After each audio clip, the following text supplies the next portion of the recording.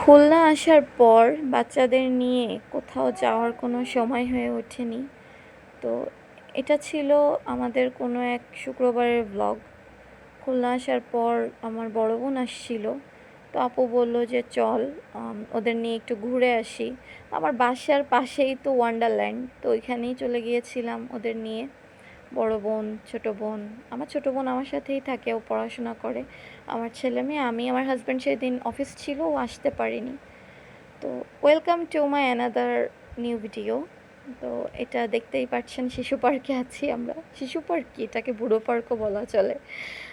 আমার ছোটো বোন বাচ্চাদের নিয়ে রোলার কোস্টারে উঠে গিয়েছে। তো প্রথমে তো ওদের নিয়ে একটু ঘোড়ায় চড়ালাম, এখন এই যে রোলার কোস্টারে উঠলো ওরা। এই পার্কটাতে আমরা যখন ছোট ছিলাম তখন অনেক অনেক স্মৃতি আছে। প্রত্যেক শুক্রবারে আমার আব্বু আম্মু আমাদের দুই বোনকে নিয়ে পার্কে চলে যেত। তখন তো ছোটো বোন হয় নাই, তো আমাকে আর আপুকে নিয়ে পার্কে চলে যেত প্রত্যেক শুক্রবার। তখন তো টিকিটও ছিল মেবি 10 টাকা আর 15 টাকা এরকম। আর সব জিনিস 20 টাকা 25 টাকা করে রাখতো ওঠার জন্য। দেখা যেত 500 টাকায় পুরা পার্কে ঘোরা হয়ে যেত। এখন তো ঢুকতেই 50 টাকা করে। আর এই যে রোলার কোস্টারে মেবি 150 টাকা করে নিয়েছে। আর অন্যান্য সব কিছুতেই 100 টাকা। দুই একটা জিনিস আছে যেগুলোতে হচ্ছে 50 টাকা করে নেয়। তো এই যে ওরা হচ্ছে পুরাটা ঘুরে এই যে আসতেছে উপর দিয়ে। এটা নতুন এনেছে ওরা। আমার উঠেছে ওরা, বাট আমার ভয় লাগতেছিল, মনে হচ্ছিল আল্লাহ যদি ভেঙে চুরে পড়ে। তো যাই হোক, অনেক বাচ্চারাই উঠছে আর কি এটাতে। আর এটা নতুন তো দেখা যায় সবাই আগ্রহ করে উঠে। এই যে ওরা চলে আসছে। আপু যেন কি একটা বলতেছিল ওইখানে ওই ভাইয়াটাকে। আমার ছেলে মেয়ে, আমার বোন, আমার ছেলে তো লিটারেলি ভয় পাইছে। তো যাই হোক, এই যে ট্রেনটা, এই ট্রেনে যে আমি আর আমার আপু কত উঠছি। এটা এই যে কুমিরের পেট মানে মুখ দিয়ে ঢুকে পেছনে লেজ দিয়ে বের হয়ে যায় ট্রেনটা। এটার ভেতরে একটা লোক ছিল, ও হচ্ছে ভূতের মুখোশ পরে ভয় দেখাতো। আমাদের সময় তো উনি ছিল। আমি তো খুবই ভয় পেতাম, খুবই ভয় পেতাম। ভয় ভেঙে গেছিল একদিন দেখলাম যে মানে ট্রেন থেকে নামার পরে দেখি যে উনি বাহিরে এসে মুখোশ খুলতেছে। তো ওইটা দেখার পরে আমি আর কোনো দিন ভয় পাইনি। এরপরে উঠতাম ওনাকে দেখে আমিও দুষ্টামি করতাম, একদমই ভয় লাগতো না। তো অনেক রকমের ভূত ভিতরে পাওয়া যেত। এখন ভিতরে কি আছে জানি না, আমি তো আর উঠিনি। বাচ্চা কাচ্চা অনেক বছর পরে আমি পার্কে গেছি, অনেক বছর পরে। আর এগুলাতে তো এখন আসলে উঠতেও ইচ্ছা করে না, ওরা আনন্দ করে, এটাই ভালো লাগে। তো যাবো যাবো করে ওদের নিয়ে আর যাওয়া হয় না। বাসার পাশে তো, ওই জন্যই হয়তো দূরে হলে হয়তো আগ্রহ হতো। আর ওই যে বললাম, আহামরি এমন কিছুই নেই, তার উপরে সব জিনিস এত এক্সপেন্সিভ করে দিছে যে কী রেখে কিসে উঠবেন। সব কিছুই অনেক দাম, দেখা যায় অনায়াসে 1000-1500 টাকা শেষ হয়ে যায়। তো এই তো।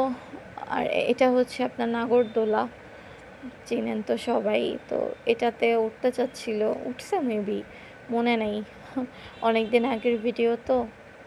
তো হ্যাঁ, এটাতেও উঠছে ওরা। এটাও মনে হয় 50 টাকা করে নিছিল মনে হয়। এই যে যে দুইটা বাচ্চাকে দেখতে পাচ্ছেন, আমরা হচ্ছে প্রথম যে বাসা নিয়েছিলাম এটার উপর তলায় এরা দুজন থাকতো প্যারেন্টসদের সাথে। তো ওই দিন না পার্কে গিয়ে দেখলাম যে এরা বোন সব কিছুতে উঠতেছে, এবং মানে সব কিছুতেই টিকিট ছাড়াই উঠে যাচ্ছে। তো আমি না কৌতূহলবশত ওইখানে একটা আপুকে জিজ্ঞাসা করলাম যে আপু, ওদের কি টিকিট লাগে না? তো উনি বলল যে ওদের মামা হচ্ছে ম্যানেজার। তো শুনে খুবই ফানি লাগতেছিল যে ম্যানেজারের মানে বোনের মেয়েরা দেখে হয়তো তারা সব কিছু তার কি ফ্রি উঠছে। তো যাই হোক, ব্যাপার না, এটা তাদের ব্যাপার। তো এই যে এখানে নতুন খরগোশ নিয়ে এসছে। এই পার্কে আমাদের অনেক স্মৃতি, অনেক অনেক অনেক স্মৃতি। তো এরপরে ওরা হচ্ছে গাড়ি চালাতে চাচ্ছিল। তো দেখেন এই যে যে আপুটা, এনাকে দেখে আমি এত হাসছি। আমি এখানে তো অরিজিনাল ভয়েসটা আর কি কেটে দিয়েছি। তো অরিজিনাল ভয়েস থাকলে দেখতেন আমি কি পরিমাণে হাসতেছিলাম। উনি যে কিভাবে দাঁড়ায় আর কি ওদেরকে গাড়ি চালানো শেখাচ্ছিল, ওনাকে দেখে হাসতে হাসতে আমাদের মানে পেট ব্যথা হয়ে যাচ্ছিল। তো যাই হোক, এই যে আমার মেয়ে ওরা ওরা তো পারে না আসলে কোনো রকম আর কি কন্ট্রোল করছিল আর কি চালাচ্ছিল। তো এই আপুটাকে তো আরেকটু হলেই লাগাই দিত, তো উনি আরেকটাতে উঠে পড়ছে আর কি ছটপট করে। তো এইটাতেও মেবি 100 অর 150, মেবি 100 করে নিচ্ছে যদি ভুল করে না থাকি। তো এই তো ওরা হচ্ছে ওই পাশে আটকে গিয়েছিল, তো উনি গিয়ে আবার ওইটাকে ঠিক করে দেয়। এটা ওরা অনেকক্ষণ চালাইছে, কতক্ষণ, অলমোস্ট 5 মিনিট তো হবেই। যেহেতু 100 টাকা করে নিয়েছিল, একটু তো মানে তাও কম টাইমই দিছে, আর একটু বেশি টাইম ওনাদের দেওয়া উচিত ছিল।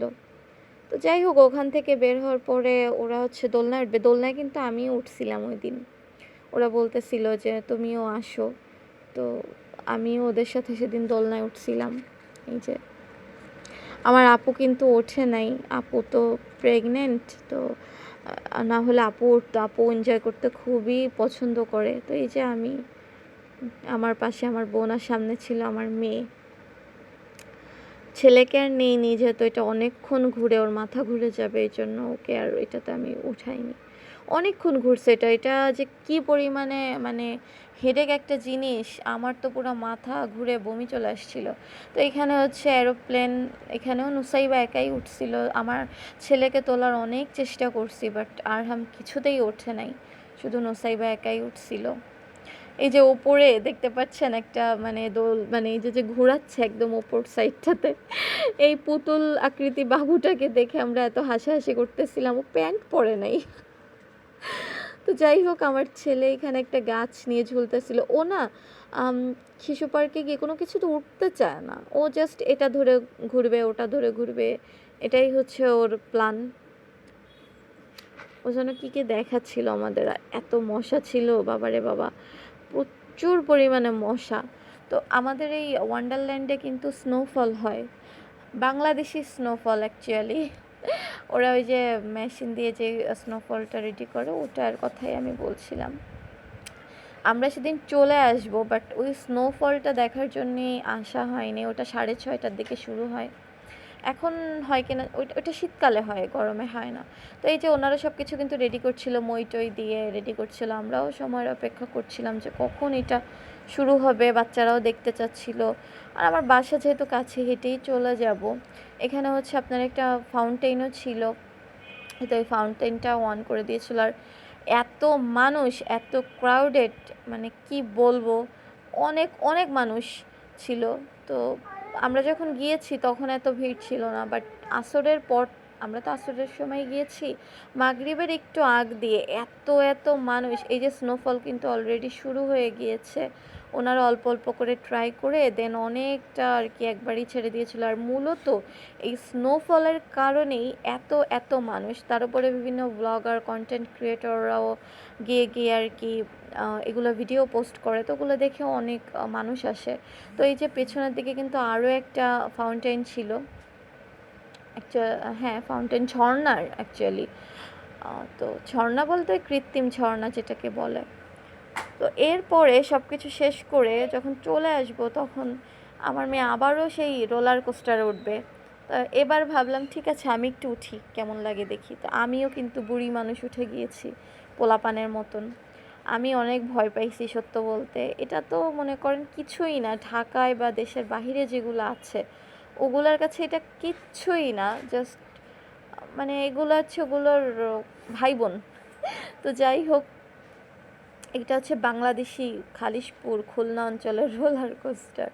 তো আমিও উঠেছি, আমি কিন্তু অনেক ভয় পাইছি। এই যে যে মোড়গুলো যখন ঘুরছিল না, কেমন যেন কট করে একটা আওয়াজ হচ্ছিল, আর ওই টাইমটাতে আমি এত ভয় পাইছি, আমার মনে হচ্ছিল এই আমি গেলাম উল্টে পুল্টে পড়ার। একেবারেও এটা নিচু না, এটা যথেষ্ট উঁচুতে, আর ভালোই উঁচা। আর এই যে যেই আপনার রেল পাতগুলো আর কি, এগুলাও হচ্ছে পুরানো, তো ওই জন্য ভয় লাগছিল। তো ওইখান থেকে উঠে আমরা আবারও সেই ইসের দিকে আসছি, স্নোফলের দিকেই চলে আসছি। সবাই স্নোফল দেখার জন্য এই যে শুরু হয়ে গিয়েছে, দেখেন কি পরিমাণে মানুষ। আমি তো খালি আমার বাচ্চাদের পিছন পিছন হাঁটছিলাম, কারণ কার সাথে না কার সাথে হাঁটা দিবে, সবার কে কেমন চিনিও না জানিও না। তো সেদিন না পরিচিত তেমন কাউকে দেখলামও না, সবাই অপরিচিত ছিল। তো এই যে স্নোফল কিন্তু ওনারা শুরু করে দিয়েছেন। তো এখানে সবাই, তো এখানে কিন্তু গান বাজছিল, তো আমি তো অডিও ক্লিপ অফ করে দিয়েছি। তো এখানে হচ্ছে যে আমার ছেলে মেয়ের আনন্দ আর দেখে কে। তো আমি অরিজিনাল সাউন্ডটা দিলাম না, সবই হচ্ছে ভয়েস ওভার দিয়ে দিচ্ছি, যেহেতু গান বাজছিল কপিরাইট ক্লেম আসতে পারে। এই যে আমার ছেলে একটা মেয়ে বাবুর সঙ্গে খেলা করছিল, ওর হাত থেকে স্নো নিয়ে নিচ্ছিল আবার দিচ্ছিল। বাচ্চারা যে কি এনজয় করেছে, এটা এটা হয়তো বা এবার শীতেও আসতে পারে। এই যে সব কৃত্রিম স্নো, ভালোই লাগছিল, যদিও জামা কাপড় নষ্ট হয়ে গেছিলো, অ্যাকচুয়ালি সব ভিজে গিয়েছিল বাচ্চাদের। যে দেখেন কি পরিমাণের, এই যে পাশ দিয়ে কিন্তু ওই যে আপনার চেরি ফুল, কৃত্রিম যে চেরি ফুল, এটাও ওরা রেখেছিল। এটার কারণে না একটা ফরেইনার ফিল আসছিল। তো দেখেন আমার মেয়ে এসে দেখাচ্ছিল যে আম্মু দেখো আমার হাত একদমই স্নোই হয়ে গিয়েছে বলছিল। আমার ছেলে শুধু ভেতরের দিকে যেতে যাচ্ছিল, আমার তো ভয় লাগছিল যে না, ভেতরে অনেক মানুষ, তুমি যেও না। তো এই যে সবার জামা কাপড়, যে কয়েকজনকে তো দেখলাম যে একদম মানে ভিজে গিয়েছে, মানে একদম গোসল তারা, একদম বোরখা, বাচ্চাদের জামা কাপড় সব কিছুই, যে কেউ কেউ তো উপরে জ্যাকেট ট্যাকেটও খুলে ফেলছে। আমার ছেলে মেয়ের বুট জুতা সব কিছু একেবারে নোংরা হয়ে গিয়েছিল, বাসায় যে সব কিছু ওয়াশ করা লাগছে। কি যে একটা অবস্থা। আর বাচ্চাদের নিয়ে বাহিরে বেরোলে আসলে এনজয় করতে না দিলে বাহিরে এসে লাভ কি। তো যাই হোক, আজকের ভিডিওটা এই পর্যন্ত। সবাই ভালো থাকবেন, আল্লাহ হাফেজ।